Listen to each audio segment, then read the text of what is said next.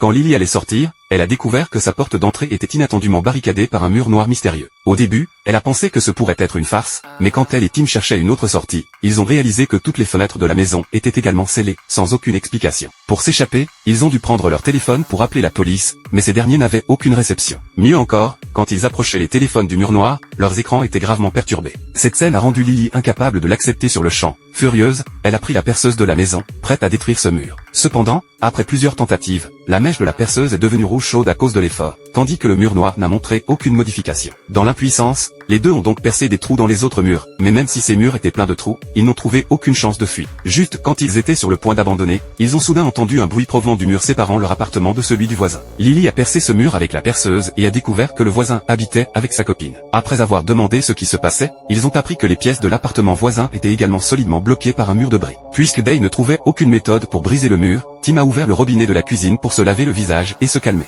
Malheureusement, tous les robinets, aussi bien ceux de la cuisine que de la salle de bain, n'avaient plus d'eau. Sans eau, on ne peut pas survivre longtemps. De plus, le bâtiment était en cours de rénovation et entouré d'une toile plastique noire par l'extérieur. Lily n'avait plus beaucoup d'espoir de survivre. Mais Tim refusait d'abandonner. Il a décidé d'examiner le mur noir plus attentivement et a remarqué que plusieurs petits composants électroniques avaient adhéré à sa surface. Tim et Lily se sont rendus compte immédiatement que ce mur devait avoir une propriété magnétique. Ils ont donc cherché tous les petits objets métalliques de la maison et les ont collés contre le mur. Ceux-ci ont commencé à vibrer sans cesse. Tim a soudain eu un pressentiment sinistre et a hâté de demander à Lily de se coucher par terre. Mais c'était trop tard, les petits objets métalliques ont été projetés vers eux comme des balles. Tim a reçu une blessure assez grave dans le dos, et Lily l'a soigné rapidement avec des bandages d'urgence. Après avoir pris soin de la blessure, ils sont allés à la table manger quelque chose pour reprendre des forces. C'est alors qu'ils ont entendu des cris d'aide venant de l'appartement voisin. Ils ont pensé qu'avoir une autre personne avec eux pourrait être utile, donc ils ont rapidement percé à nouveau le mur. Tim a également pris un bâton de baseball pour se défendre. Après avoir fait seulement quelques pas dans l'appartement du voisin, il a vu des gouttes de sang éparpillées sur le sol. Cette vue l'a rendu plus vigilant, et effectivement,